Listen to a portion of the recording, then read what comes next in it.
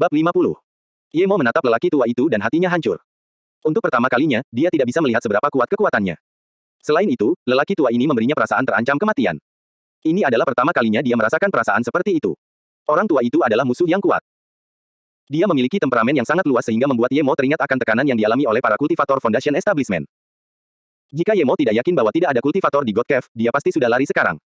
Orang tua itu terlalu menakutkan. Ye Mo mengumpulkan semua cinya, jadi dia siap untuk menerobos barikade mereka. Dia terlalu ceroboh, dia tidak menyangka ada orang yang begitu menakutkan di markas Siang Mingwang. Jika Ye Mo tahu ada orang tua seperti itu, dia pasti sudah membunuh Siang Mingwang di puncak gunung Broken Top. Akulah Ye Mo, orang yang telah membunuh anggota gua labu milikmu. Ye Mo menghela napas. Karena dia sudah datang, dia harus menghadapinya. Bahkan jika dia tidak bisa melarikan diri, dia akan menyeret beberapa orang bersamanya. Kau berani sekali. Kau telah membunuh anggota sekteku, tetapi kau masih berani datang ke sini dengan tangan kosong, kata lelaki tua itu dengan lugas dan kemudian melangkah maju dengan santai. Kekuatan tak kasat mata menyerang Ye Mo dan pakaiannya berkibar. Seolah-olah ada palu besar yang menghantam dadanya. Tanpa sadar, dia menggunakan energi spiritualnya untuk menenangkan diri. Tetap saja, dia sangat terguncang. Apakah lelaki tua itu berada di tingkat surga agung? Jika ya, lalu apa yang seharusnya dilakukan Tan Jiao? Bukankah orang-orang mengatakan tidak ada guru surga agung? Dari mana lelaki tua itu berasal? Sekte-sekte besar ini memang tidak mudah untuk dihadapi. Tampaknya Akademi Jiuming dan keluarga Wang juga mungkin memiliki orang-orang seperti ini. Jika memang begitu, maka dia benar-benar telah meremehkan dunia ini. Lelaki tua itu melihat bahwa Ye Mo telah menerima pukulan kibatinnya dan sedikit terkejut. Gerakan itu tampak sederhana, tetapi Ye Mo dapat melakukannya tanpa mundur selangkah atau terluka. Ini bukan tantangan sederhana. Untuk pertama kalinya, Ye Mo menimbulkan perasaan aneh dalam dirinya. Orang tua itu menghela napas, dia tampak kesulitan untuk berbicara. Ye Mo, kamu bisa mencapai hal-hal hebat, sungguh disayangkan. Pemimpin sekte, dia membunuh tetua kita dan mempermalukan sekte kita. Anggota sekte jenius kita Luran juga dibunuh olehnya. Bahkan Peng Nigui kehilangan lengannya. Jika Anda tidak keluar tepat waktu, warisan kita yang berusia ribuan tahun akan sia-sia dan kita tidak akan mampu menjaga semangat dengan baik, kata Siang Mingwang dengan hormat. Apakah kamu pemimpin sekte? Ye Mo terguncang. Dia tidak menyangka pemimpin sekte itu tiba-tiba menyelesaikan kultivasinya sendiri. Benar sekali, aku adalah pemimpin sekte Gua Labu, Ren Pingcuan. Karena kau telah membunuh begitu banyak anggota sekteku, maka tidak peduli seberapa jeniusnya dirimu, kau harus tetap di sini hari ini, kata Ren Pingcuan dengan jelas. Ye Mo mencibir. Dia akan mengerahkan seluruh kemampuannya, dia tidak bisa menghindarinya dengan cara apapun. Dia menatap lelaki yang sangat tua itu dan mencibir lagi, pemimpin sekte Ren, aku menghormati kekuatanmu, tetapi tidak karaktermu. Sektemu memprovokasiku, apakah aku tidak boleh membalas? Ren Pingcuan berkata perlahan, sekte Gua Labu milikku adalah sekte terbesar di sekte tersembunyi di luar sana. Kami tidak butuh kau untuk mengajari kami apa yang harus dilakukan. Lagi pula, Siang Mingwang baru saja bertanya tentang warisanmu. Bahkan jika dia membunuh salah satu dari kalian, kau tidak bisa membalas dendam terhadap kami. Ye Mo tertawa, orang tua bangka, sungguh tidak tahu malu. Aku bertanya-tanya mengapa orang-orang Gua Labu semuanya begitu tidak tahu malu, sepertinya itu semua bagian dari warisan mereka. Orang tua, hanya karena kau telah mencapai surga yang agung, jangan berpikir bahwa kau dapat melakukan apapun padaku. Ren Pingcuan tampaknya tidak mendengar umpatan Ye Mo, dia hanya menatap awan dengan cemberut. Kemudian dia berkata dengan jelas, aku telah menjalani pelatihan penyendiri selama 80 tahun, namun aku tidak mencapai surga yang agung. Sayang sekali, aku tidak punya banyak waktu. Orang tua, kau tidak berada di level surga agung. Ye Mo terkejut. Dia yakin bahwa Ren Pingcuan berada di level surga agung, tetapi ternyata dia bukan surga agung. Ren Pingcuan berkata dengan jelas, fakta bahwa kau mampu membunuh setengah dari Master Surga Agung di usia muda ini berarti warisanmu sangat penting. Kalau begitu, berikan padaku. Mungkin aku bisa melangkah maju dengan warisanmu itu. Kemudian, Ren Pingcuan melangkah maju dan menepuk Ye Mo. Ye Mo hampir mengira Ren Pingcuan adalah seorang kultivator. Ada perbedaan 5 hingga 6 meter di antara mereka, tetapi dia hanya butuh satu langkah untuk sampai di depannya. Sebelum telapak tangan itu mendarat, angin yang membakar dan niat membunuh yang tajam sudah menyelimuti dirinya. Ye Mo benar-benar ingin menghindarinya, tetapi dia menyadari seluruh tubuhnya diselimuti angin telapak tangan. Dia tidak punya cara lain selain menghadapinya. Pedang terbang itu langsung muncul di tangan Ye Mo dan, menggunakan 90% chi-nya, dia menusuk telapak tangan Ren Pingcuan. Gemuruh telapak tangan dan tinju tidak saling beradu, tetapi parit sedalam beberapa meter tercipta. Ye Mo terhempas oleh angin telapak tangan dan terlempar ke anggota Gua Labu. Orang ini bahkan tidak sempat bersuara, dia langsung terbunuh oleh benturan itu. Pedang yang bagus, aku bahkan tidak melihat dari mana kau mengeluarkan pedangmu. Kau hebat. Ren Pingcuan tampaknya sama sekali tidak menyadari bahwa salah satu anggota sektenya telah meninggal karena Ye Mo. Dia bahkan tampaknya tidak menyadari bahwa pedang itu telah mengiris tangannya. Ye Mo menahan pecahnya dantian ini dan menelan darah yang hendak dimuntahkan. Dia terkejut dengan intensitas kibatin lelaki tua itu. Anak muda, kau masih muda, kau memiliki kibatin yang kuat dan senjata yang tajam. Warisanmu memang penting. Berikan padaku warisanmu dan bunuh dirimu sendiri. Aku dapat memastikan bahwa anggota sekte kita tidak akan membalas dendam pada keluargamu atau pergi ke ular mengalir milikmu itu. Ren Pingcuan benar-benar tertarik dengan warisan Ye Mo sekarang. Ye Mo menggunakan 100% tenaganya dan pedang terbang di tangannya berubah menjadi pedang besar seukuran pintu, saat ia mencoba menebas lelaki tua itu dengan niat membunuh yang tak terhitung jumlahnya. Pada saat yang sama, ia mencibir, kentut tua, janjimu itu omong kosong di mataku. Ren Pingcuan telah mencapai batasnya. Ye Mo merasa bahwa meskipun energi batin Ren Pingcuan jauh lebih besar daripada dirinya, dia masih memiliki kesempatan karena Ren Pingcuan sudah terlalu tua. Ye Mo tahu bahwa bagi master seperti Ren Pingcuan, bola api dan bila anginnya sama sekali bukan ancaman. Ketika melihat pedang besar itu, ekspresi Ren Pingcuan menjadi sangat gembira. Dia bergumam, itu adalah artefak sihir sungguhan. Legenda itu benar. Ren Pingcuan mengambil tongkat hitam dari pinggangnya. Gemuruh pedang terbang Ye Mo beradu dengan tongkat Ren Pingcuan sehingga menciptakan gelombang qi yang besar. Anggota sekte yang lebih lemah tersingkir sementara yang lain mundur ketakutan. Ye Mo kembali terbanting ke dinding, tubuhnya berlumuran darah. Ye Mo merasa tulangnya patah, bahkan dantiannya pun hampir patah. Dia tidak banyak berpikir, dia langsung meminum 2 pil Lotus Life. Setelah meminumnya, lukanya pulih dengan cepat. Untungnya, dia membawa pil Lotus Life, kalau tidak, dia akan kalah. Dia memiliki terlalu sedikit cara untuk menyerang. Lagi pula, sumber daya di sana terbatas dan banyak cara yang membutuhkan qi. Ye Mo harus menggunakan kendali pedang sekarang. Itu adalah kartu truf penyelamat hidupnya, tetapi Ren Pingcuan terlalu kuat dan dia harus menggunakannya saat itu. Ren Pingcuan juga tidak menganggap enteng serangan itu, darah mengalir keluar dari mulutnya. Anak muda, kau benar-benar membuatku kesal sekarang, kata Ren Pingcuan. Dia belum melihat Ye Mo minum pil dan bahkan jika dia melihatnya, dia tidak akan peduli. Tidak ada pil yang dapat membantunya pulih setelah cedera berat secepat itu. Kau potong saja kakinya dan bawa dia ke sini. Dia seharusnya tidak bisa bergerak lagi setelah itu, Ren Pingcuan menunjuk ke seorang pria tingkat 3 tingkat hitam dan berkata. Ayah, leluhur bela diri, orang itu bersorak kegirangan dan berlari ke arahnya. Ye Mo tanpa sadar mencari jalan yang telah dilaluinya dan menemukan bahwa jalan itu tertutup. Xiang Mingwang mengira Ye Mo berharap Feng Wu muncul dan mencibir, Feng Wu dan Zheng Zhengxia tidak akan datang, jangan harap begitu. Bahkan jika mereka datang, mereka tidak akan membantumu. Ye Mo mengabaikan Xiang Mingwang, pedang terbangnya bergerak lagi dan membelah manusia tingkat hitam itu menjadi 2. Beraninya kau, teriak Ren Pingcuan. Tongkatnya membawa pusaran niat membunuh, saat tongkat itu menghancurkan kaki Ye Mo. Ren Pingcuan tidak dapat mengendalikan dirinya setelah melihat Ye Mo masih memiliki kemampuan membunuh setelah kejadian itu. Tongkat Ren Pingcuan membawa kekuatan dahsyat yang mengguncang seluruh alun-alun. Bahkan anggota sekte di sampingnya pun tercekik oleh serangan itu, apalagi Ye Mo yang berada di garis depan. Melihat angin seperti tornado datang menekan, hati Ye Mo hancur. Dia tahu bahwa Ren Pingcuan ingin mematahkan kakinya sepenuhnya. Jika itu mengenai kakinya, maka bahkan jika dia segera mencapai level Foundation Establishment, dia tidak akan dapat memulihkannya. Pada saat ini, Ye Mo harus menggunakan kartu trufnya. Dia tahu bahwa pedang terbang itu tidak akan dapat melukai Ren Pingcuan sama sekali, tetapi dia tetap menggunakannya. Pada saat yang sama, dia mengumpulkan semua energi dalam tubuhnya dan melepaskannya pada kekuatan tornado. Alasan mengapa dia menggunakan pedang terbangnya untuk menyerang Ren Pingcuan adalah untuk menghentikannya menggunakan ki batinnya ke dalam tornado. Jika dia membiarkan Ren Pingcuan terus memasukkan ki batinnya seperti itu, dia tidak akan mampu menghalangi gerakan itu apapun yang terjadi. Dan Ren Pingcuan tidak ingin membunuhnya. Jika dia melakukannya, Ye Mo akan hancur berkeping-keping. Gemuruh. Energi spiritual Ye Mo dan energi spiritual Ren Pingcuan berbenturan, menciptakan ledakan besar dan menghancurkan bebatuan di dekatnya. Adegan ini tidak berarti apa-apa bagi para kultivator abadi, tetapi bagi para seniman bela diri kuno yang fana, itu cukup mengejutkan. Pengendalian pedang. Ren Pingcuan berkata dengan kaget. Ia melihat pedang Ye Mo menusuknya dari sudut yang aneh. Ia bukanlah Wang Lencan. Ia dapat mengatakan bahwa pedang terbang ini dikendalikan oleh ki batin. Ada hal seperti itu di dunia. Hati Ren Pingcuan dipenuhi dengan keheranan. Dia segera berhenti memasukkan ki ke dalam tornado dan menggunakannya untuk menyerang pedang terbang Ye Mo. Sekalipun Ye Mo berada dalam kondisi puncaknya, pedang terbangnya tetap tidak akan mampu melukai Ren Pingcuan, apalagi saat dia sudah kehabisan tenaga. Ki batin Ren Pingcuan berbenturan dengan pedang terbang Ye Mo, dan dia merasakan kekuatan dan kendali yang sangat mistis. Akhirnya, Ren Pingcuan benar-benar menutup matanya karena dia tampaknya telah tercerahkan. Kedua tangannya berbenturan dengan pedang terbang Ye Mo tanpa sadar. Jelaslah bahwa dia sedang mempelajari sesuatu dari pedang terbang Ye Mo. Jika bukan karena itu, mungkin pedang terbang Ye Mo sudah direbutnya begitu saja. Ye Mo terdorong mundur oleh kekuatan itu lebih jauh dan hancur ke dinding batu. Ye Mo merasa tangannya hampir patah karena kekuatan itu. Meskipun berhasil menahan sebagian besar kekuatan itu, kakinya masih dipaksa berjongkok. Suara tulang patah terdengar sekali lagi. Ye Mo terkejut. Dia segera meneguk semua pil Lotus Life yang ada di dalam mulutnya. Begitu dia melakukannya, tangannya patah dan botol itu jatuh ke lantai. Beberapa retakan terdengar saat kaki Ye Mo juga patah, dan dia jatuh ke tanah. Saat pil kehidupan teratai baru saja menyembuhkan luka-luka Ye Mo, tulang Ye Mo kembali remuk. Ye Mo merasa beruntung karena dia telah menggunakan pedang terbangnya lebih awal dan tornado itu sudah mencapai batas kekuatannya. Jika dia tidak melakukan itu dan Ren Pingcuan terus memasukkan ki, tangan dan kakinya akan hancur total. Ye Mo menatap pedang terbangnya, dan ekspresinya berubah sangat buruk. Pedang terbangnya sama sekali tidak mengancam Ren Pingcuan, sebaliknya, dia duduk di tanah dengan mata terpejam seolah mencoba memahami sesuatu. Orang tua bangka ini. Ye Mo menarik kembali pedang terbangnya erat-erat. Namun, tangan Ren Pingcuan terus bergerak. Ye Mo terkejut. Jika Ren Pingcuan mencapai surga agung dari sana, dia tidak akan bisa hidup apapun yang terjadi. Ye Mo tidak akan membiarkannya tetap dalam kondisi tercerahkan itu.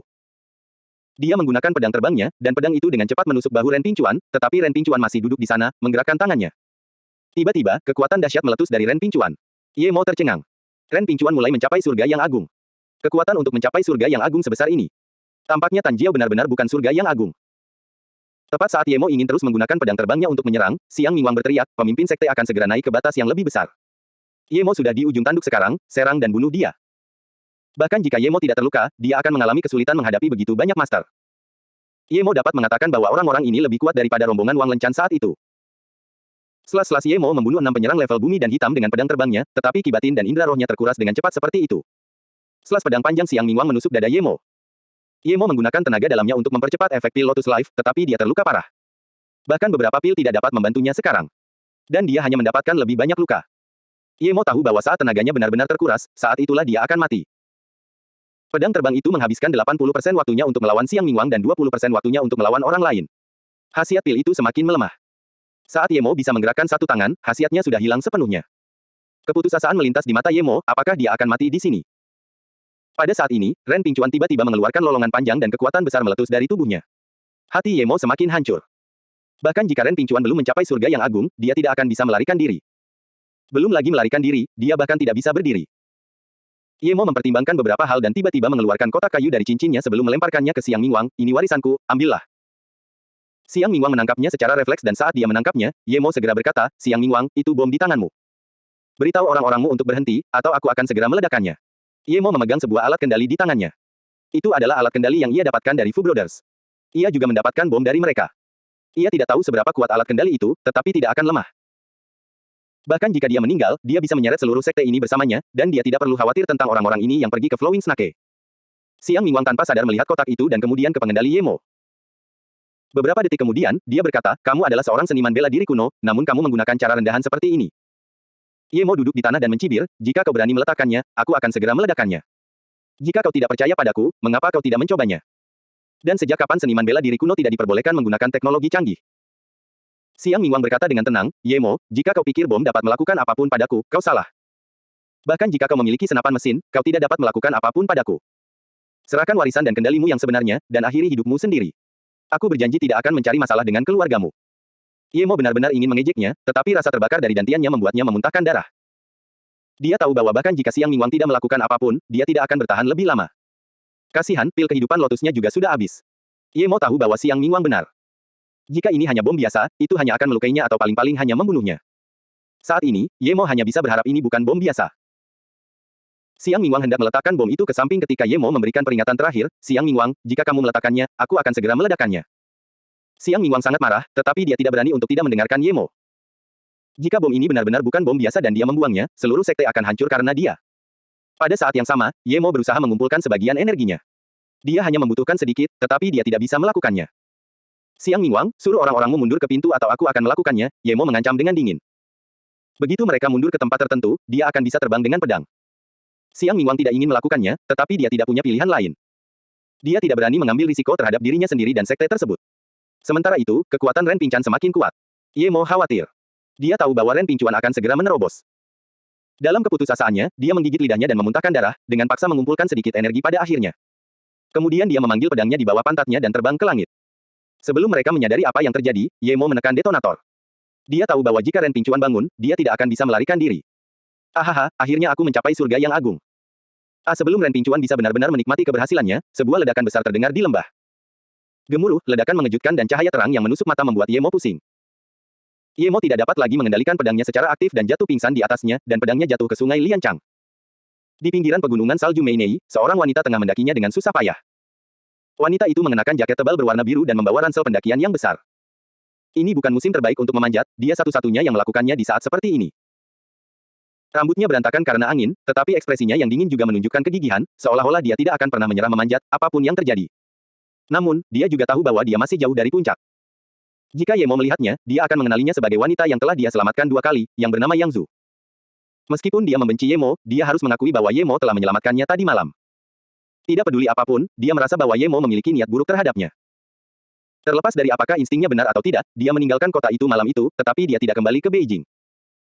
Dia tahu bahwa orang yang dapat melindunginya, gurunya Tan Jiao, telah memasuki pelatihan isolasi sekali lagi. Paman seperguruannya Luan Qingfeng belum kembali untuk sementara waktu karena suatu insiden terakhir kali. Bahkan jika gurunya tidak menjalani pelatihan isolasi, dia tidak bisa bergantung padanya. Sejak gurunya kembali terakhir kali, sikapnya terhadapnya menjadi apatis. Dia tahu bahwa itu karena Ye Mo, dan dia harus menjalani jalan hidupnya sendiri. Tanpa dukungan gurunya, dia tidak berani kembali ke Beijing dengan pil hitam. Bahkan jika orang-orang dari sekte tersembunyi tidak melakukan apapun padanya, dia tidak dapat menolak anak-anak penguasa di Beijing. Tuannya tidak menyukainya dan keluarga Song telah pergi. Dia adalah serigala penyendiri sekarang. Dia tidak menyangka bahwa dia akan bertemu Ye Mo lagi ketika dia diserang di Beijing. Oleh karena itu, dia meninggalkan kota hantu itu pada malam hari dan pergi ke Gunung Salju Meinei. Dia datang karena dia sadar bahwa kekuatannya lemah, bukan hal yang mudah untuk membunuh Ye Mo dan membalas dendam. Ketika dia pergi ke makam Gunung Puncak Patah, dia mendapatkan 3 hal.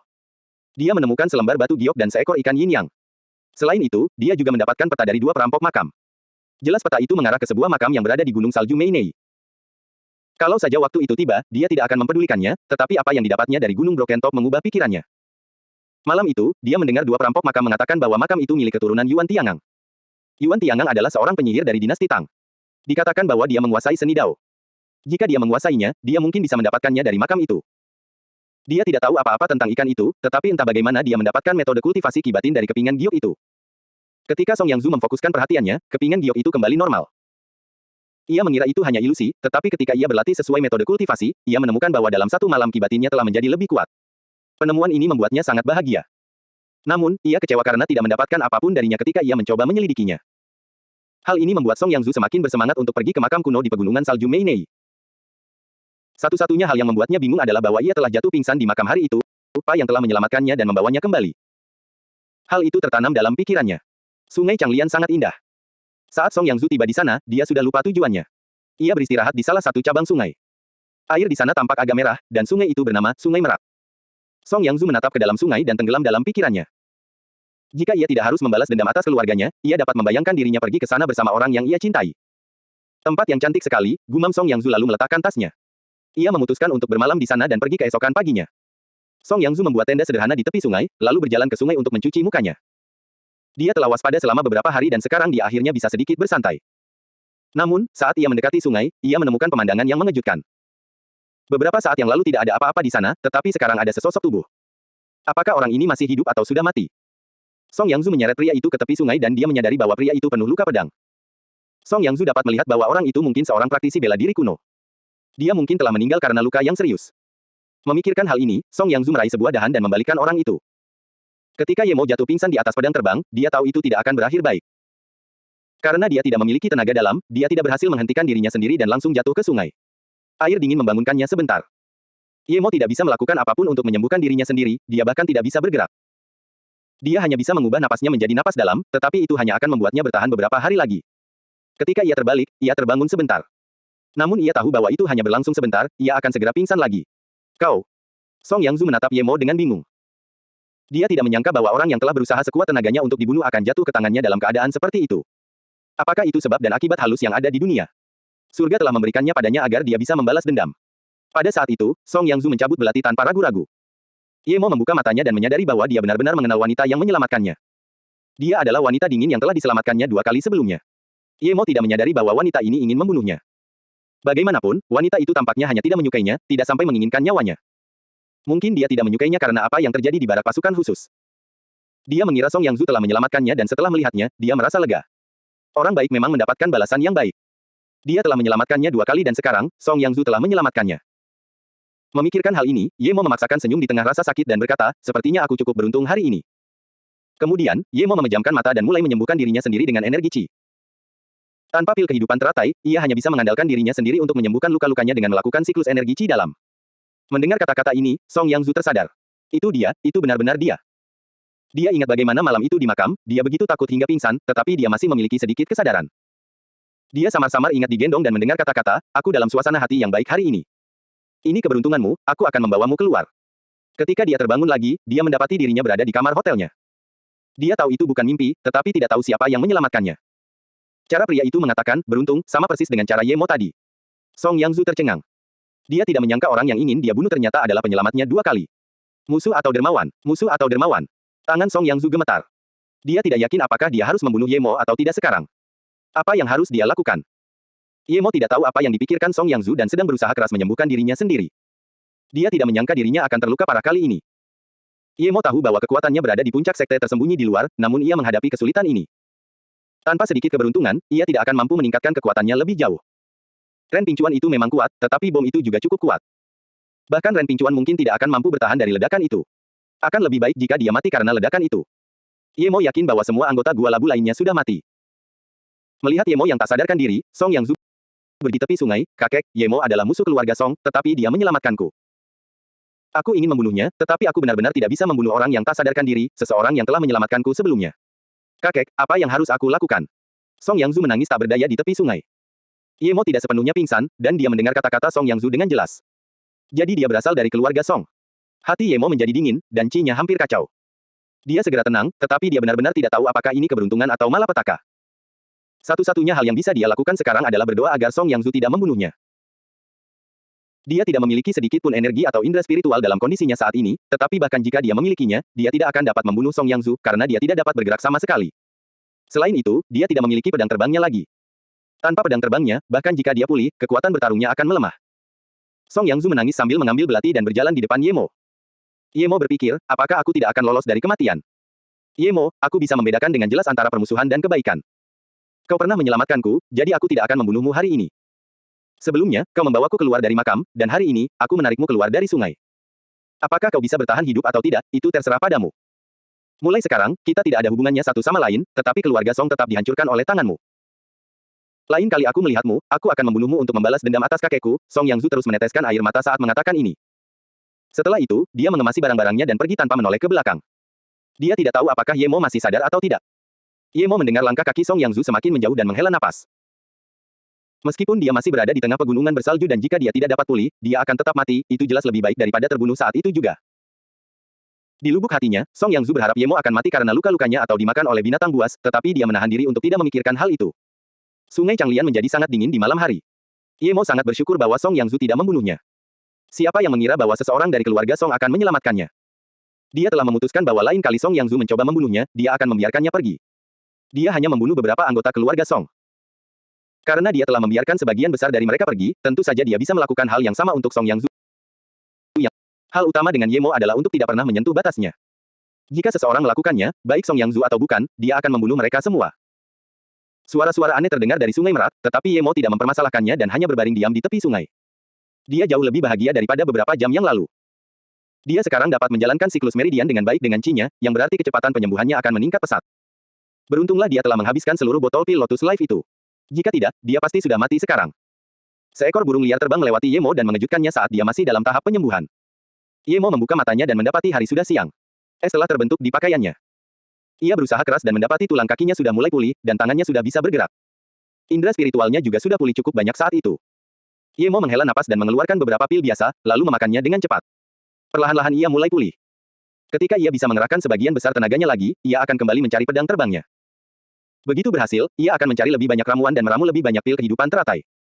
Dengan begitu, ia akan sembuh lebih cepat. Setelah mencerna pil-pil biasa, Ye Mo tahu bahwa tidak ada gunanya memakannya lagi.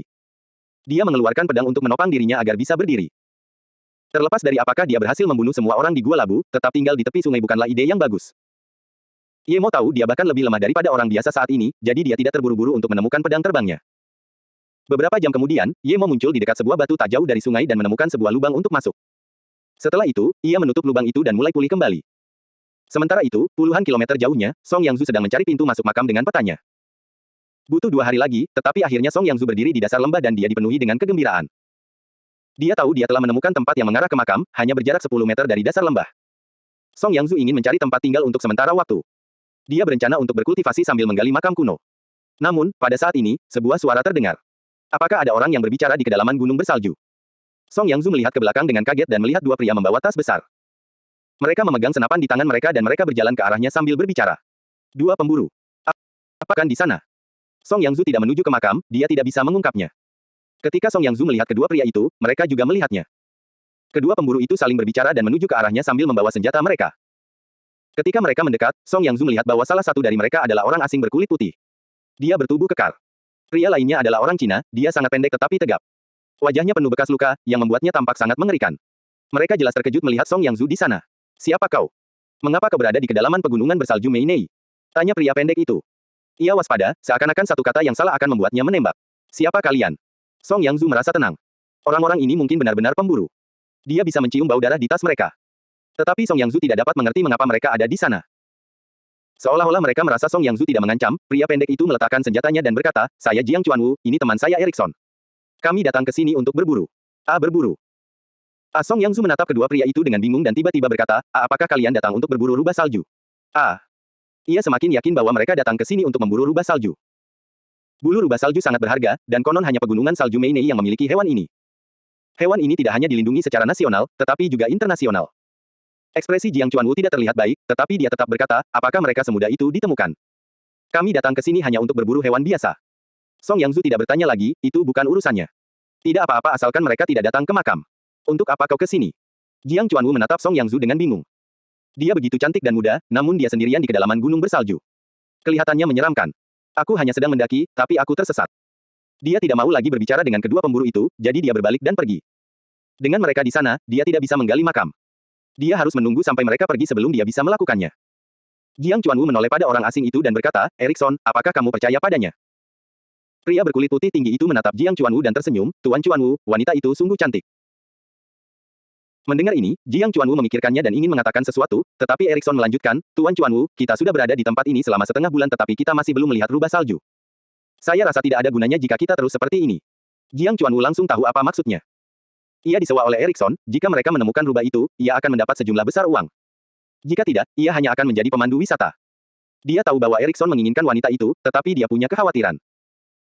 Seorang wanita muda cantik yang berani menjelajahi kedalaman gunung ini, dia tidak percaya bahwa dia tidak memiliki sarana untuk melindungi dirinya sendiri.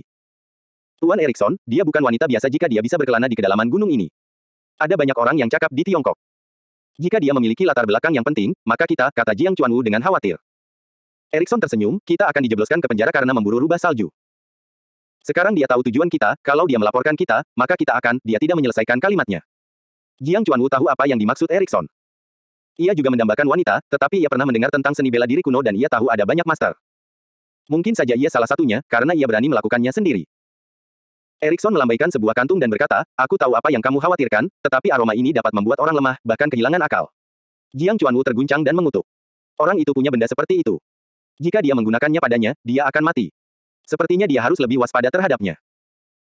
Meski ada pikiran seperti itu, Jiang Chuanwu tidak menunjukkannya dan tersenyum, benda itu tidak buruk, tapi kalau kita juga menciumnya, bukankah kita juga akan cacat? Jangan khawatir, aku punya obatnya di sini. Erikson mengeluarkan kapsul hijau dan memberikannya kepada Jiang Chuanwu. Melihat hal ini, Erikson tersenyum dan berkata, Tuan Chuanwu, saya bisa membiarkan Anda pergi dengan wanita itu terlebih dahulu. Mendengar ini, Jiang Chuanwu berpikir dengan hati-hati. Apakah Erikson benar-benar baik? Itu tidak seperti sifatnya yang licik. Memikirkan hal ini, Jiang Chuanwu menjadi lebih waspada. Melihat hal ini, Erikson segera berkata, Tuan Chuanwu, jangan salah paham, saya juga punya beberapa syarat. Saya membawa wewangian dan obatnya. Jika Anda menyerangnya terlebih dahulu, Anda harus memberikan saya pedang pendek yang Anda temukan. Mendengar ini, Jiang Chuanwu mengeluarkan pedang pendek dari tasnya dan berkata dengan aneh, kamu menginginkan pedang pendek ini. Dia menemukannya di tepi sungai kemarin, dia tidak mengerti mengapa Erikson menginginkan pedang yang tampak normal itu. Ya, kata Erikson bersemangat dan bahkan mengulurkan tangannya untuk meraihnya. Jiang Chuanwu menyimpan pedangnya dan berkata dengan santai, Tuan Erikson, kita bahkan belum mendapatkannya. Tidak perlu terburu-buru. Oh, benar juga. Erikson mengusap-usap tangannya. Song Yangzu menemukan tempat untuk berlindung dari angin dan membersihkannya sebelum mendirikan tendanya. Tepat saat dia selesai mendirikan tenda, kedua pria itu mendekatinya. Song Yangzu segera menjadi waspada. Dia tidak ingin berbicara dengan mereka, mengapa mereka ada di sini. Yang tidak diduga Song Yangzu adalah mereka mendirikan tenda di dekat tendanya. Song Yangzu mengerutkan kening. Dia memutuskan untuk mengemasi tendanya dan pergi. Dia bukan orang yang sangat pemarah, tetapi jika mereka mengikutinya lagi, mereka tidak bisa menyalahkannya atas tindakannya. Sebelum dia keluar, pria bernama Jiang Chuanwu datang dan berdiri di pintu sambil berkata, gadis muda, tolong kami. Ada banyak binatang buas di sekitar gunung salju. Akan lebih aman jika kita tetap bersama. Kami sudah membuat daging kelinci panggang, mari kita makan bersama.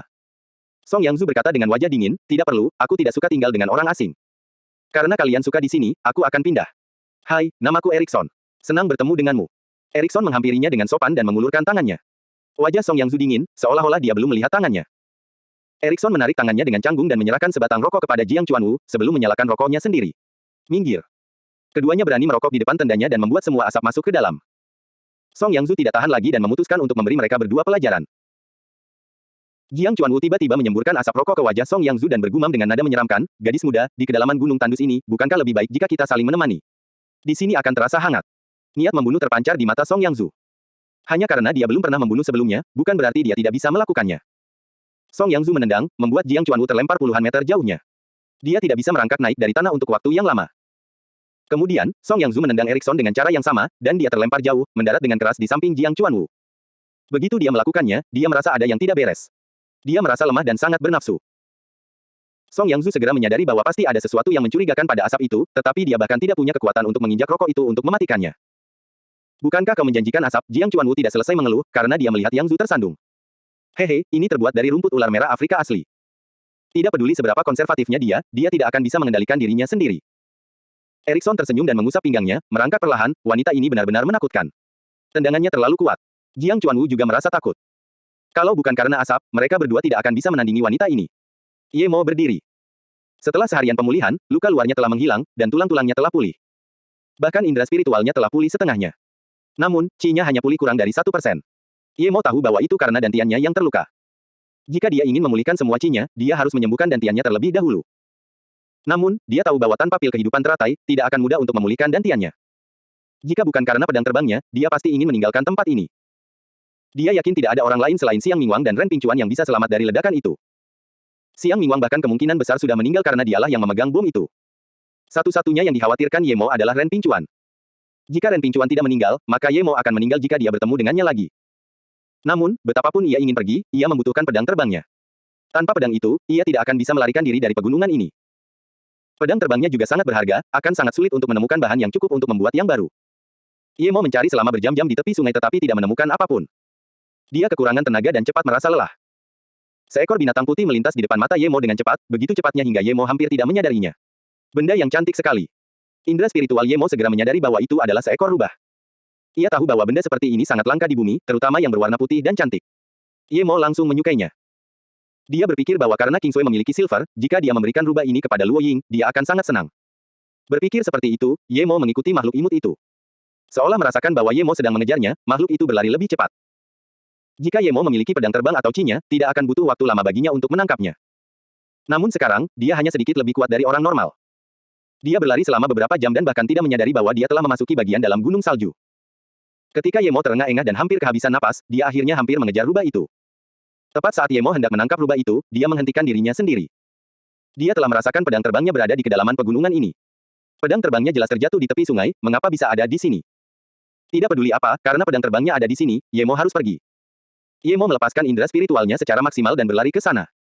Rubah itu melihat bahwa Ye Mo berhenti mengejarnya, jadi ia pun berhenti juga dan menatap punggung Ye Mo. Song Yangzu merasa tubuhnya seperti jeli, dan tidak butuh waktu lama baginya untuk menyadari bahwa dirinya dalam masalah. Ia menyesal telah menendang keduanya dan bukannya membunuh mereka. Melihat Jiang Chuanwu dan Erikson perlahan mendekat, Song Yangzu mulai khawatir. Hatinya hancur berkeping-keping, dia tahu bahwa jika keduanya datang ke tendanya, semuanya akan berakhir baginya. Song Yangzu ingin mengeluarkan kabut dari tubuhnya, tetapi dia tidak bisa. Jiang Chuanwu mengeluarkan pedangnya dan menyerahkannya kepada Erikson, ini milikmu, aku akan menyerangnya terlebih dahulu. Erikson tersenyum dan tidak mempedulikan Jiang Chuanwu. Dia fokus pada pedang pendeknya dan mengirisnya ke sebuah batu. Batu itu terbelah dua seperti tahu. Erikson terkejut. Baginya, wanita adalah sesuatu yang bisa didapatkannya di mana saja, tetapi dia belum pernah menemukan pedang sekuat itu sebelumnya. Apakah ini salah satu dari 10 pedang besar Tiongkok atau semacamnya? Bahkan jika dia tidak mendapatkan bulu rubah salju, dia telah mendapatkan banyak keuntungan kali ini. Tetapi Jiang Chuanwu, si idiot itu, benar-benar memberikannya kepadanya. Melihat Jiang Chuanwu berjalan mendekat, Song Yangzu gemetar.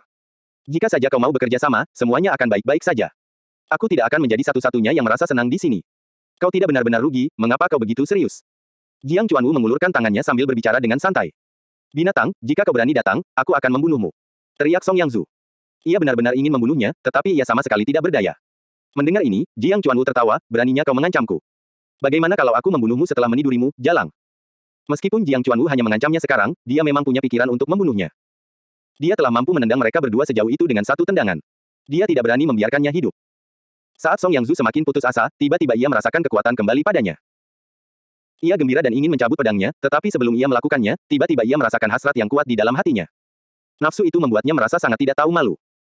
Sementara itu, Jiang Chuanwu telah menanggalkan atasannya dan berjalan mendekatinya dengan tidak senonoh. Mata Song Yangzu memerah, dan kulitnya menggigil. Entah mengapa, ia akhirnya mampu mengumpulkan kekuatan untuk melawannya. Hehe, kau akan segera mengerti betapa hebatnya itu. Jiang Chuanwu meraih bahunya dan membantunya melepaskan pakaiannya. Song Yangzu menggigit ujung lidahnya untuk berpegang teguh pada sedikit akal sehat yang tersisa dan menendang perut Jiang Chuanwu, dan dia terbang keluar dari tenda lagi. Namun tak lama kemudian, dia pun terjerumus dalam nafsu yang mendalam dan mulai merobek pakaiannya. Erikson, tepat ketika Jiang Chuanwu ingin mencela Erikson karena kelemahan racun kabutnya, dia melihat Song Yangzu menanggalkan pakaiannya dengan panik dan menarik kembali kata-katanya. Dari perlawanan Song Yangzu, Jiang Chuanwu tahu bahwa kabut itu memang sangat kuat, tetapi tekad Song Yangzu juga sangat kuat. Tampaknya setelah ini selesai, ia perlu mendapatkan sesuatu dari Erikson. Dengan racun yang begitu menakutkan, wanita mana yang tidak bisa ia dapatkan? Mendengar panggilan itu, Erikson berkata perlahan, cepatlah dan selesaikan urusanmu, kabut itu sangat kuat. Jika kau membiarkannya terlalu lama, dia akan menjadi gila. Jiang Chuanwu tidak dapat menahan diri lagi dan menanggalkan sisa pakaiannya saat ia berlari ke tenda.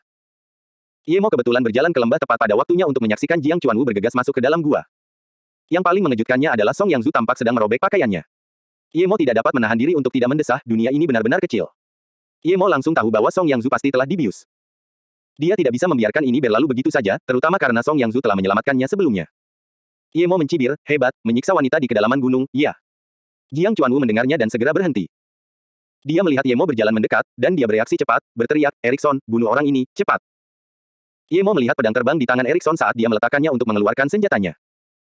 Ye Mo menertawakan ironi itu dan memanipulasi pedang terbangnya untuk menggorok leher Erikson membentuk busur. Darah berceceran. Beberapa detik kemudian, tubuh Erikson yang tanpa kepala jatuh ke tanah. Jiang Chuanwu menatap kepala yang menggelinding jauh. Dia tidak tahu bagaimana pemuda itu membunuh Erikson, jarak mereka jelas sangat jauh. Dia bahkan lupa memohon belas kasihan. Namun, Ye Mo sudah lelah. Tenaganya sangat sedikit dan dia telah mengejar rubah itu cukup lama. Kakak, kau boleh panggil wanita itu, Jiang Chuanwu akhirnya bereaksi, tetapi sebelum dia mengatakan apapun lagi, pedang terbang Ye Mo telah menusuk lehernya. Hari itu, saat fajar menyingsing, dua kepala saling menggelinding. Ye Mo ingin menggunakan bola api untuk membakar mereka berdua, tetapi dia benar-benar merasa chi-nya tidak cukup. Ketika dia melihat Song Yangzu hampir menjadi gila, Ye Mo tidak berani membuang waktu dan segera berjalan mendekat. Dia masuk ke dalam tenda dan ingin menggunakan akupuntur untuk mengeluarkan racunnya, tetapi Song Yangzu sudah menyerangnya dan memeluknya. Dia mulai menarik pakaian Ye Mo. Ye Mo mendesah, tetapi dia tidak mendorongnya. Dia menggunakan jarum emas untuk menusuk titik cakra. Begitu dia melakukannya, ekspresi Ye Mo berubah. Dia baru menyadari bahwa dia kehabisan tenaga, bagaimana dia akan mengeluarkan racun itu. Song Yangzu jelas-jelas diracuni oleh suatu afrodisiak yang sangat kuat. Dia tidak akan bertahan lebih lama lagi. Ye Mo marah, kedua pria itu terlalu kejam. Namun, dia kehabisan tenaga dan tidak bisa menyembuhkannya. Bahkan jika dia melakukan itu pada Song Yangzu, itu mungkin tidak akan hilang sepenuhnya. Tetapi jika dia tidak melakukannya, Song Yangzu akan segera berada dalam bahaya. Tetapi jika hanya sedikit racun yang tersisa, selama dia tidak kehilangan akal sehatnya, dia dapat mengeluarkannya sendiri dengan kekuatan puncak level kuningnya. Tepat saat Ye Mo sedang memutuskan apa yang harus dilakukan, bajunya robek. Ye Mo hanya mengenakan baju tipis. Sekarang setelah robek, tubuh Song Yangzu yang terbakar menyentuh tubuhnya. Ye Mo, yang belum pernah berhubungan seks sebelumnya, langsung merasa panas. Dia memiliki banyak mantra penenang pikiran tetapi semuanya membutuhkan Qi untuk menggunakannya. Bagaimana Ye Mo, yang kehabisan Qi, bisa menahan serangan ini? Meskipun Ye Mo memiliki kekuatan untuk mendorongnya, dia benar-benar dalam bahaya dan hatinya sudah terangsang oleh Song Yangzu.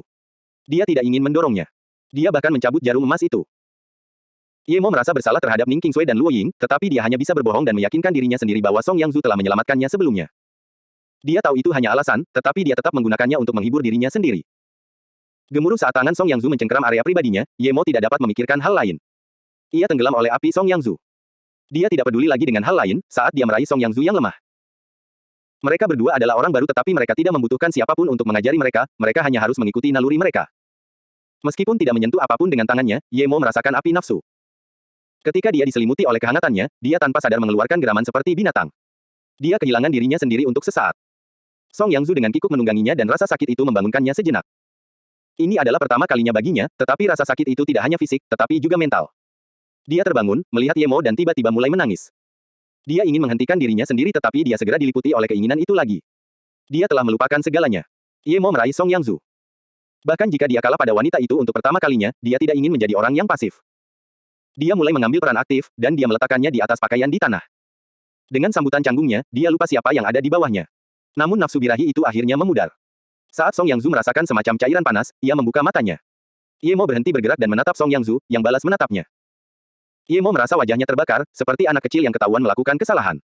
Ia tidak berani bergerak. Wajah Song Yangzu mati rasa, matanya mati rasa. Dia tidak bergerak sama sekali. Ketika Ye Mo melihat wajahnya, dia menjadi cemas. Dia belum pernah mengalami hal itu sebelumnya.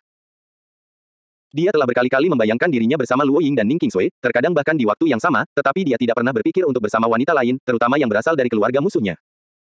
Ye Mo tidak tahu harus berkata apa, jadi mereka berdua hanya saling memandang selama puluhan detik. Mata Song Yangzu berkaca-kaca dan air mata terus-menerus mengalir dari matanya. Dia mendorong Ye Mo menjauh, dia merasakan tangannya gemetar, gemetar sangat hebat. Ye Mo tidak tahu harus berkata apa untuk menghiburnya, aku melakukan ini untuk menyelamatkanmu. Song Yangzu berusaha berdiri dan mengambil handuk dari tasnya untuk menyeka darah di kakinya. Kemudian, dia perlahan mengenakan pakaiannya dan mengemasi barang-barangnya. Dia hanya berjalan keluar sambil membawa tas besarnya, bahkan tidak membawa tenda. Dari awal hingga akhir, dia tidak mengatakan apapun kepada Ye Mo dan dia juga tidak tahu harus berkata apa. Setelah Song Yangzu berjalan keluar, Ye Mo menepuk kepalanya, mengemasi semuanya, termasuk tendanya, dan mengejarnya. Meskipun dia tidak mencintai Song Yangzu dan dia adalah musuhnya, wanita itu tetaplah yang pertama baginya. Ye Mo adalah orang yang emosional dan dia tidak bisa berbuat apa-apa. Jangan datang. Song Yangzu menatap balik ke arah Ye Mo dengan mata penuh kegilaan. Suaranya sedikit serak. Ye Mo yakin bahwa jika dia mendatanginya, dia bahkan mungkin akan mencoba membunuhnya dengan cara apapun. Meskipun memiliki pedang terbang, dia hanya memiliki sedikit chi, oleh karena itu Song Yangzu mungkin dapat membunuhnya. Ye Mo menghela napas dan melemparkan tendanya ke tanah, ini milikmu. Song Yangzu mengambilnya tanpa suara. Kegilaan di matanya berubah menjadi kesedihan.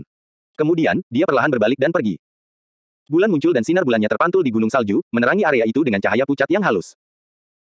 Sosok Song Yangzu menghilang dari pandangan Ye Mo, tetapi dia masih berdiri di tempat yang sama tanpa bergerak untuk waktu yang lama. Dia tidak tahu bagaimana perasaannya. Apakah dia salah? Apakah dia menjadi lemah? Ye Mo mengerutkan kening. Di alam kultivasi, kekuatan adalah segalanya dan begitu juga di sana. Jika dia tidak memiliki kekuatan, dia pasti sudah terbunuh sejak lama.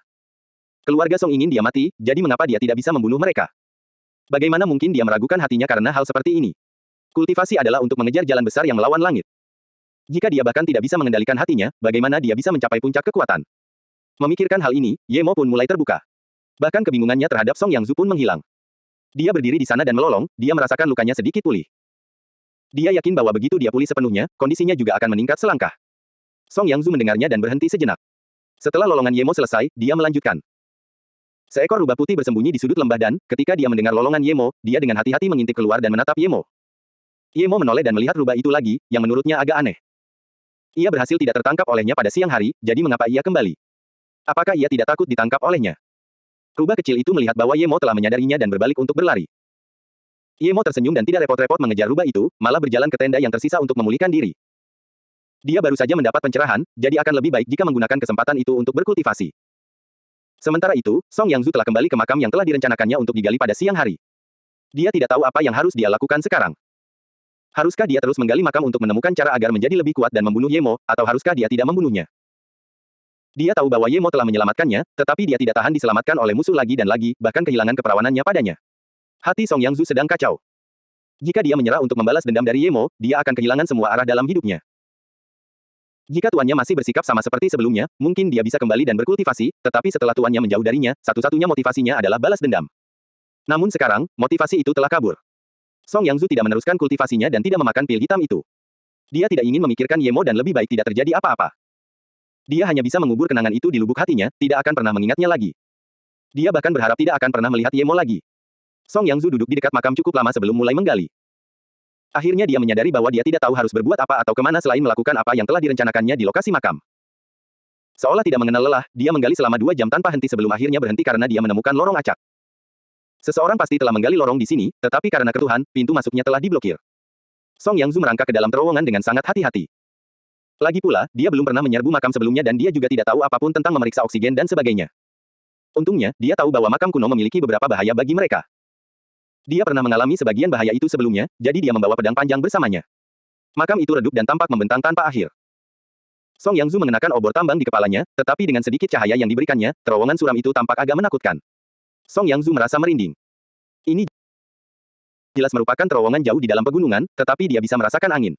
Angin yang suram membuatnya menggigil. Tiba-tiba dia berhenti dan berpikir, apa yang masih kulakukan di sini? Apakah dia benar-benar akan menjadi lebih kuat untuk membunuh Ye Mo? Bisakah dia benar-benar melakukannya saat melihatnya? Song Yangzu tidak berani memikirkannya lagi. Dia merasa bahwa setelah kejadian tadi malam, posisi Ye Mo di hatinya telah berubah. Dia mencoba menghindarinya, tetapi dia tidak dapat menahan perasaan bahwa niat membunuhnya terhadapnya tampaknya menurun. Dia sebaiknya pergi saja dan mencari tempat untuk menghabiskan sisa hidupnya. Dia tidak ingin bertemu dengannya lagi atau siapapun yang dikenalnya. Namun sebelum Song Yangzu bisa berbalik dan pergi, dia tiba-tiba merasakan hawa dingin dari belakangnya dan mengayunkan pedangnya ke belakang tanpa sadar. Terdengar suara jeritan yang hampir tidak jelas, dan Song Yangzu ketakutan hingga berkeringat. Dia yakin pedang panjangnya telah memotong sesuatu. Terdengar suara gemuruh yang keras, dan Song Yangzu merasakan terowongan di balik keruntuhannya. Song Yangzu terguncang dan segera mengambil sekop untuk menggali. Namun sebelum ia dapat memulai, ia merasakan dingin di belakangnya lagi. Song Yangzu menjatuhkan sekop dan menebas ke belakang sekali lagi. Perasaan dingin itu menghilang, tetapi Song Yangzu tidak berani menggali lagi. Dia merasa seolah-olah benda itu akan mencoba mencakarnya begitu dia berbalik, dan ini adalah bahaya yang tidak dapat dia lihat atau rasakan. Song Yangzu menatap ke dalam terowongan dan tidak melihat sesuatu yang istimewa. Dia dengan hati-hati mengambil sekopnya lagi, tetapi sebelum dia bisa mengerahkan tenaga, sekopnya benar-benar patah. Song Yangzu menatap sekop berkualitas tinggi itu dengan tatapan kosong. Dia tidak tahu mengapa sekop itu bisa patah. Apakah benar-benar ada hantu? Meskipun dia berada di puncak level kuning, Song Yangzu masih merasa takut. Dia teringat hantu yang dia lihat di Gunung Broken Top. Setelah berdiri diam cukup lama, Song Yangzu merasa sedikit mengantuk. Ia menggigit ujung lidahnya dan teringat bahwa tempat ini pasti kekurangan oksigen karena terowongan itu runtuh. Apakah ia akan mati di sini? Mengapa ia harus takut mati? Song Yangzu berpikir, apa gunanya hidup? Tiba-tiba ia tidak ingin menggali lagi, dan ia membawa pedang panjangnya saat ia berjalan semakin dalam ke dalam terowongan. Seolah-olah makhluk itu takut pada pedang Song Yangzu, karena Song Yangzu berjalan cukup lama tanpa diserang. Saat dia berjalan di sepanjang jalan setapak, Song Yangzu melihat cahaya samar yang harmonis memancar dari suatu tempat. Apakah dia sudah keluar? Song Yangzu mempercepat langkahnya. Bahkan jika dia akan mati, dia tidak ingin mati di makam yang gelap seperti ini. Melihat sumber cahaya itu, Song Yangzu tercengang. Sejak lahir hingga sekarang, dia hanya pernah mendengar mutiara bercahaya dalam dongeng, tetapi sekarang, dia benar-benar melihat 8 mutiara. Semuanya tertanam di pintu batu, membuat makam itu terasa seperti istana kerajaan. 2 set tulang diletakkan bersama di depan pintu, bersama beberapa anak panah yang berserakan. Song Yangzu dengan bingung berjalan ke pintu dan mendorongnya hingga terbuka. Ketika Ye Mo terbangun, hari sudah terang. Tenaganya sudah sedikit pulih, dan meskipun dia belum bisa meninggalkan pedang terbangnya, dia akan bisa melakukannya dalam beberapa hari dengan kecepatan seperti ini.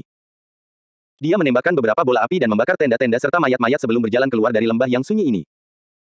Meskipun dia tidak tahu apa yang sedang dilakukan Song Yangzu di sini, karena dia sudah pergi, dia tidak perlu memikirkannya. Meskipun Ye Mo juga malu dengan kejadian itu, dia tidak merasa menyesal. Jika dia tidak melakukan apa yang dia lakukan, Song Yangzu mungkin sudah gila. Dan karena dia memilih untuk pergi, biarlah. Melihat bahwa ia sudah berada di pegunungan salju Meinei, Ye Mo berpikir sejenak dan memutuskan untuk memeriksa di mana makam yang disebutkan oleh Fu Brothers berada. Ketika ia mengeluarkan peta, ia tercengang. Apakah ada kebetulan seperti itu di dunia? Ia berdiri tepat di atas makam itu. Kalau di tempat lain, dia akan pergi setelah sembuh total, tapi sekarang tempat itu berada tepat di bawahnya, akan sia-sia kalau dia tidak memeriksanya. Ye Mo berjalan sebentar di sepanjang kaki gunung dan berhenti ketika ia melihat sebuah terowongan, yang tampak baru dibuat. Apakah ini kebetulan lagi? Dia baru saja menemukan tempat itu, dan seseorang sudah masuk. Tunggu, Ye Mo teringat Song Yangzu. Dia satu-satunya yang ada di dekat sini kemarin. Apa yang dia lakukan di sini?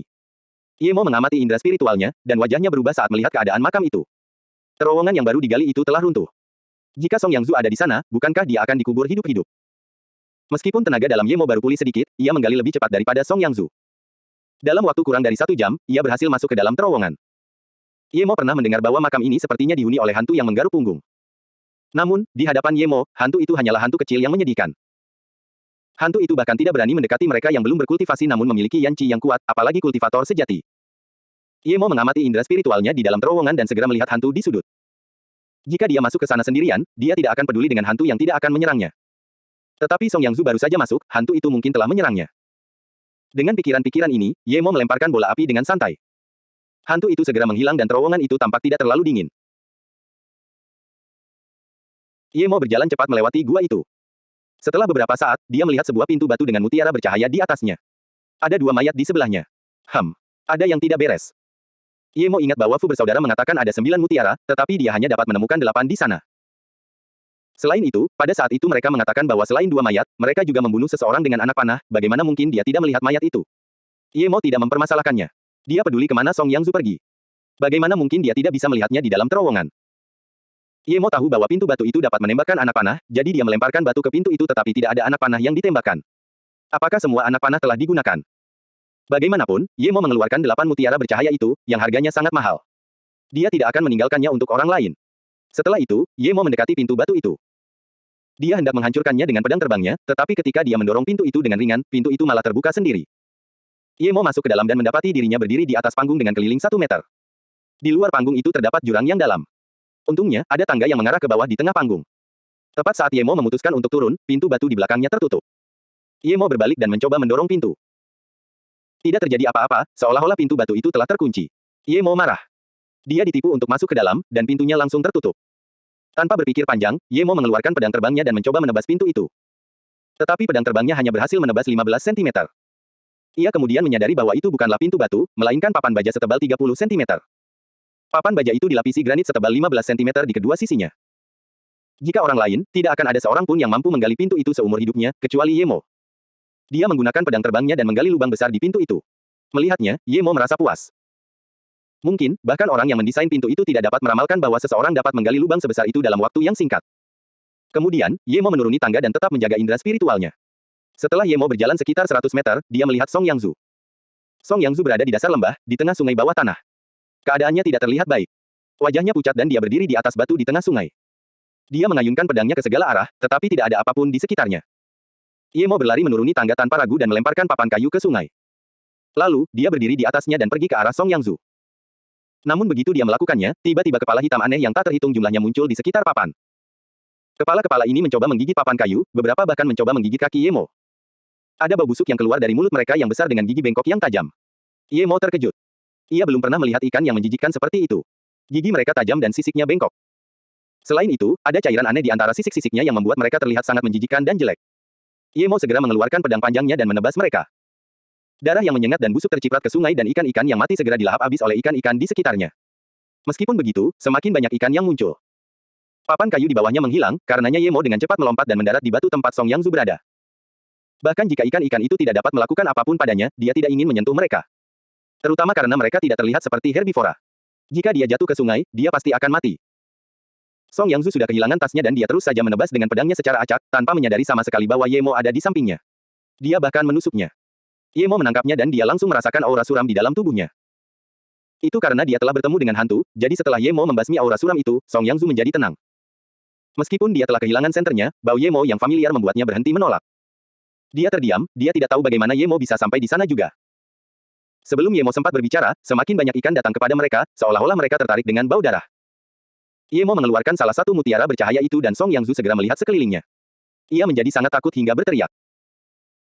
Ketika ia bertemu hantu atau ketika Ye Mo merampas keperawanannya, ia tidak berteriak, tetapi ketika ia melihat ikan-ikan jelek itu, ia tidak dapat menahan rasa takut di dalam hatinya dan berteriak. Batu itu terlalu kecil dan airnya tampak naik, dan Ye Mo maupun Song Yangzu tidak ingin jatuh ke sungai. Ye Mo lebih suka bertemu 1000 hantu daripada menghadapi ikan. Tetapi Ye Mo tidak bisa menggunakan pedang terbangnya di sana, ia harus memikirkan cara untuk melarikan diri. Ye Mo mengiris puluhan ikan dengan pedangnya, yang langsung terbunuh. Sebelum ikan lain dapat menyerang mereka lagi, Ye Mo memberikan mutiara bercahaya kepada Song Yangzu dan berkata, aku akan mengirimmu ke atas sebentar lagi. Begitu kau keluar, segera pergi. Kalau begitu kau akan, Song Yangzu bergumam tanpa sadar. Kamu duluan saja, aku akan segera naik. Kemudian, Ye Mo meraih Song Yangzu dan melemparkannya ke tangga dengan sempurna. Ye Mo terus membunuh ikan-ikan itu. Dia tidak punya cara yang lebih baik untuk meninggalkan sungai, dia masih punya papan kayu tetapi jumlah ikannya jauh lebih banyak dari sebelumnya. Song Yangzu berdiri di tangga dan menatap Ye Mo yang sedang bertarung di sungai dengan linglung. Bayangannya menjadi kabur karena cahaya redup. Tepat saat Ye Mo mencoba mencari cara untuk keluar dari sana, dia menyadari sesuatu yang lebih menakutkan. Ikan-ikan itu sebelumnya hanya bisa menjulurkan kepala mereka, tetapi sekarang, setelah memakan jenis ki dan perlahan-lahan bisa merangkak ke atas batu. Ye Mo merasa merinding saat dia bertanya-tanya apakah dia harus menggunakan pedang terbangnya. Jika cinya tidak cukup, dia akan jatuh ke sungai dan dia akan tamat. Ikan itu mengingatkannya pada serangga di padang pasir, mereka juga menjadi lebih kuat setelah memakan jenis mereka sendiri, apa itu? Apa yang kau lakukan di sana? Ye Mo melihat Song Yangzu tercengang di tangga dan dia tidak bisa menahan diri untuk tidak berteriak. Apa yang sedang dia lakukan? Kau. Song Yangzu juga marah, tetapi kemudian dia melihat ikan itu merangkak perlahan dan merasa sangat jijik. Dia lebih baik mati daripada melihat ikan itu lagi. Song Yangzu berbalik dan pergi. Ketika dia sampai di pintu, dia melihat lubang besar. Dia menyadari bahwa itu pasti dibuat oleh Ye Mo, dan dia berbalik untuk melihatnya. Gemuruh tanah mulai berjatuhan dan pintu batu juga tampak runtuh. Jika dia tinggal di sana sedikit lebih lama, dia akan tertutup tanah. Song Yangzu tanpa sadar berlari ke depan saat batu-batu dan tanah mulai berjatuhan dari mana-mana. Saat dia keluar, terdengar suara gemuruh yang lebih keras, makam itu runtuh. Seluruh gunung salju tampak berguncang. Ketika Song Yangzu sampai pada jarak yang aman, dia bersukacita. Jika dia sedikit lebih lambat, dia akan terkubur hidup-hidup. Namun beberapa saat kemudian, dia bingung. Di mana Ye Mo? Ye Mo telah menyelamatkannya, tetapi dia sendiri tidak berhasil keluar. Pikiran Song Yangzu menjadi kosong. Ye Mo tidak keluar setelah menyelamatkannya. Song Yangzu sudah bisa membayangkan Ye Mo tertimpa gunung, dikelilingi oleh ikan-ikan mengerikan di sungai. Dia seharusnya senang dengan kemalangan Ye Mo, tetapi dia sama sekali tidak senang.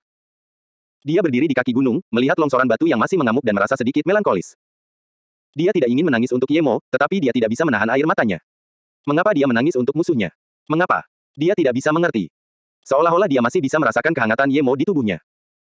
Sambil memegang mutiara bercahaya di tangannya, dia teringat bagaimana mereka masih bersama tadi malam, namun hari ini, dia sendirian di sini.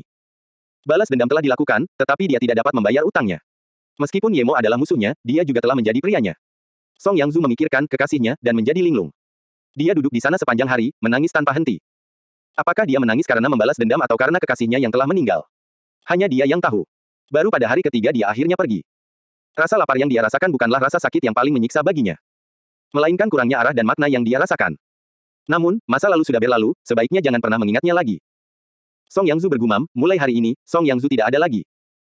Aku sudah membalas dendam untuk keluarga Song, dan sekarang, aku akan pergi.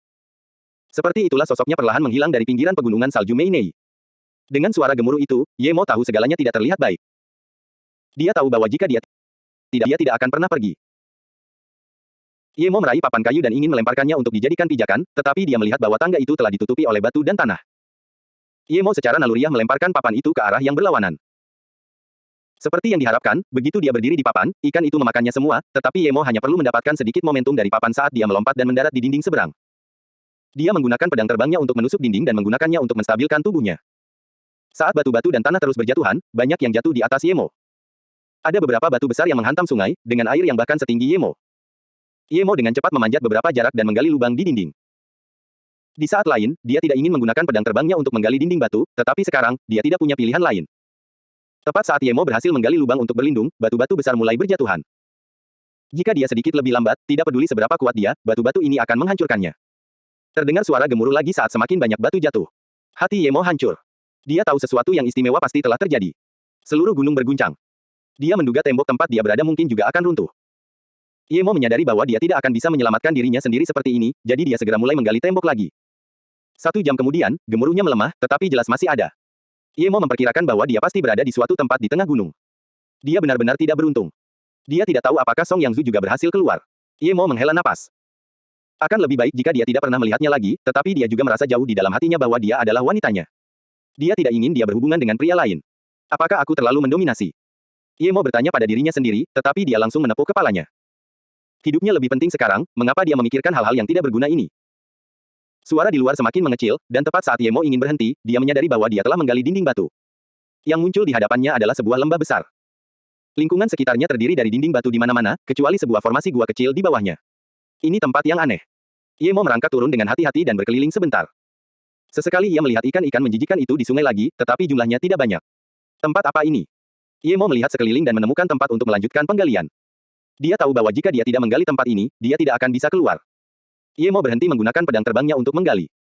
Meskipun pedang itu tidak akan rusak parah, Ye Mo tidak ingin mengambil risiko.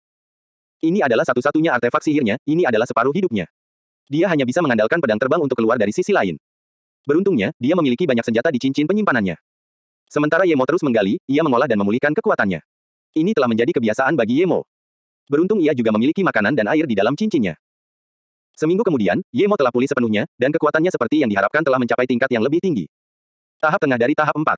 Ia selangkah lagi menuju tahap tersier. Dalam kegembiraannya, Ye Mo menggali lebih cepat. Sehari kemudian, dia telah menggali lembah baru. Namun, di lembah ini, dia bisa melihat langit. Ye Mo bersuka cita. Dia bisa terbang keluar dari sini dengan pedang terbangnya sekarang. Ye Mo berdiri di tebing dan mendesah. Akhirnya dia bisa mengatakan bahwa dia selamat. Meskipun dia tidak mendapatkan kristal, dia juga tidak kehilangan nyawanya, dan kekuatannya bahkan meningkat. Namun, sebelum Ye Mo menaiki pedang terbangnya, dia melihat ke bawah dengan pandangan kosong. Apa yang dia lihat di bawah adalah kekacauan. Ada reruntuhan dan mayat-mayat yang hancur di mana-mana.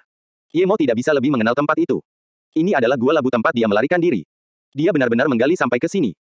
Dia mengirimkan indera spiritualnya ke bawah dan mengamati tempat yang penuh dengan mayat. Dia bahkan bisa melihat kepala Siang Mingwang. Ye Mo bersorak gembira. Bom itu benar-benar kuat. Seluruh gua labu telah dihancurkan olehnya. Namun Ye Mo harus menahan kegembiraannya karena dia tidak melihat Ren Pingcuan. Ini berarti Ren Pingcuan telah pergi. Ye Mo merasa sedikit khawatir. Ren Pingcuan adalah musuh terbesarnya.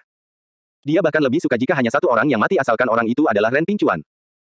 Namun, Ren Pingcuan tidak bisa terbang, jadi bagaimana dia bisa pergi?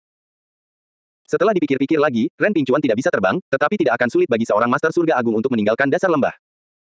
Ye Mo mendarat di alun-alun dan dengan hati-hati memindai dengan indera spiritualnya. Dia yakin bahwa tubuh Ren Pingcuan tidak dapat ditemukan dimanapun, tetapi Ye Mo juga tidak menemukan satupun makhluk hidup. Ini tidak mungkin. Meskipun sebagian besar anggota sekte berada di alun-alun, ada beberapa yang tidak keluar juga. Kemana mereka semua pergi? Ye Mo berjalan ke aula utama kuno dan tidak melihat seorang pun.